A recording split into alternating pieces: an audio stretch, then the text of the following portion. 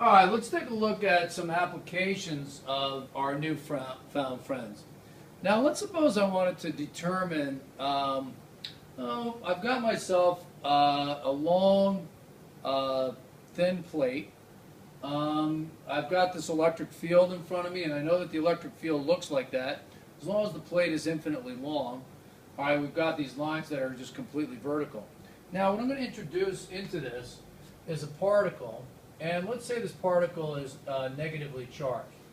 As a matter of fact, let's say it's an electron. All right, now the particle is moving through this electric field at a very, very high velocity. All right, let's say that the velocity is, 10,000 meters per second. All right, which could be, fairly reasonable for an electron because it's so small. All right, now when the electron enters the electric field created by the plate, all right, what's going to happen to this negatively charged particle? All right, now if I think about it, for electric field lines, with positive particles, don't positive particles move along electric field lines? So if I have an electric field line here, and I were to put a positive particle in here, like so, isn't that particle going to actually move in the direction of the field line? All right, now if I have the electric field line, like so. Coach McEnany, please call extension 3536. Coach McEnany, extension 3536. Thank you.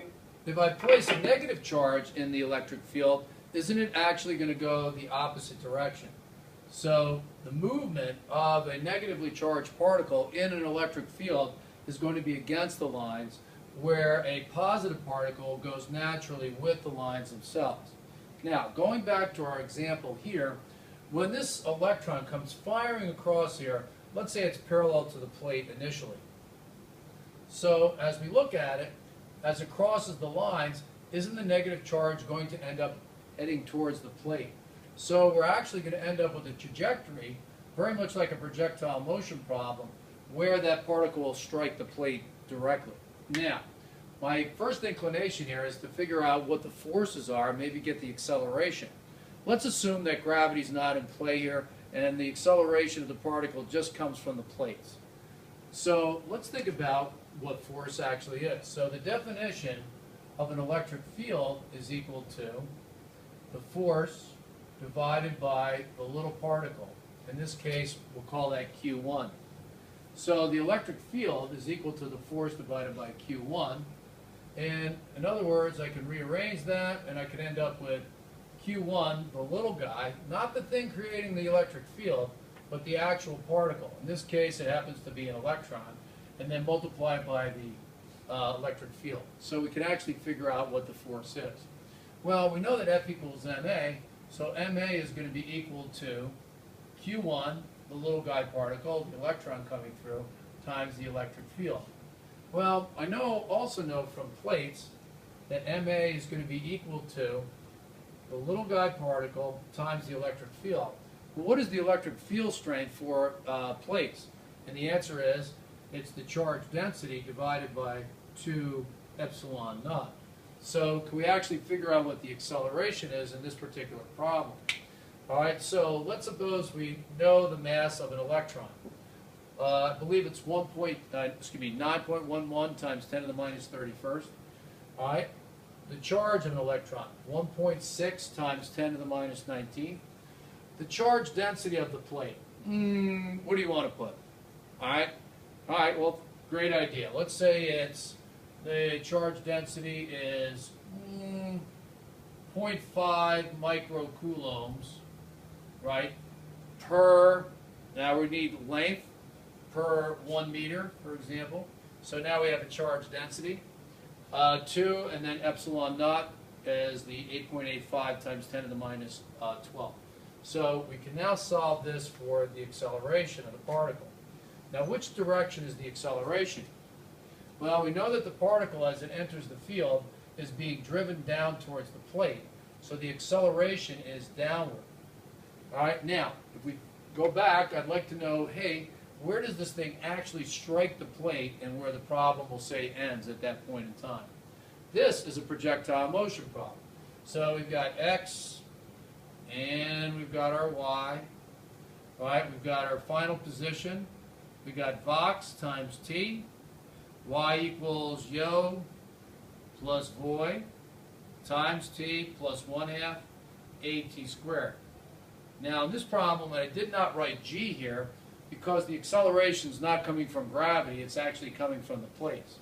So once we get our values here, we know the original velocity was given as 10,000 meters per second. All right, our original height. How high do you want to make the particle? Let's give it a value here. Let's say it's 1.5 meters in height. Check. What do I put? My original height is 1.5. Final height, when it strikes the plate. Well, since we're making our frame of reference 0 here, 1.5 up here, the final height would be 0. This definitely reminds me of a projectile motion problem, just something where you're throwing a ball or something. The original velocity in the y direction, let's assume that the particle came in parallel to the plate, so there is no original velocity in the y direction. The center term cancels. 1/2 acceleration, not from gravity, but the acceleration we figured out from the plate itself. We insert the variable here. We can now solve for the time. Once we get that time, we can take it, plug it over here, multiply it by our original velocity, the x direction of 10,000 meters per second, and we now know where it actually strikes the plate.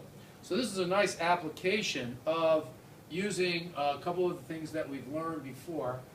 We've got F equals ma, we've got a little bit of force is equal to the charge times the electric field.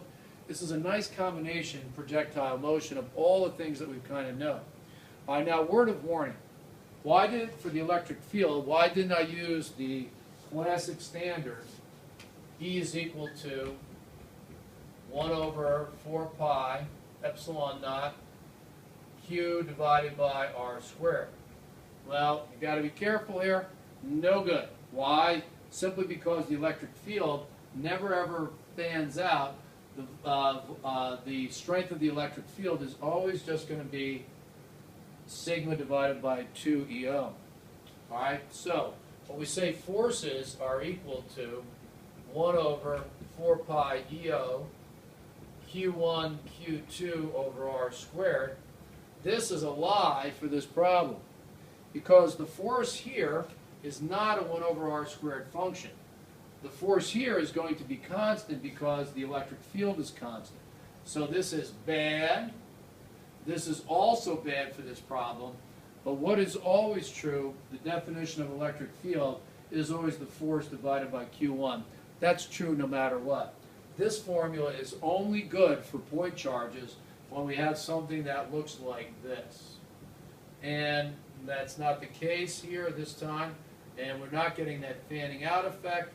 So therefore, do not use this formula to find the force.